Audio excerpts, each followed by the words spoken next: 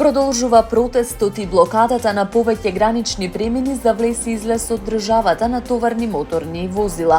Превозниците од Македонија, Србија, Босна и Херцеговина и Црна Гора на 26 јануари започнаа протест со блокада на граничните премини за влез и излез на товарни моторни возила од државите, кој ќе трае до надминување на проблемот за евиденција на престој на возачите во Шенген зоната.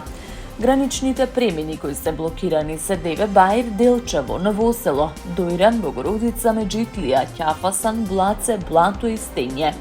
Затворени се граничните терминали за влез на товарни моторни возила на територија на нашата држава и на коловозните ленти на самите гранични премини за излез од државата, но само на делот за товарен сообраќај.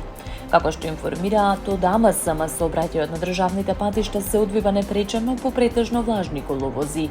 Интензитетот на сообраќајот на патните правци надвор од градските средини е умерен. АМСМ препорачува прилагодена брзина на движење, почитување на поставената сообраќајна сигнализација и внимателно управување со возилата, особено на патиштата низ котлините, речните долини и клисурите, каде има можност од појава на одрони.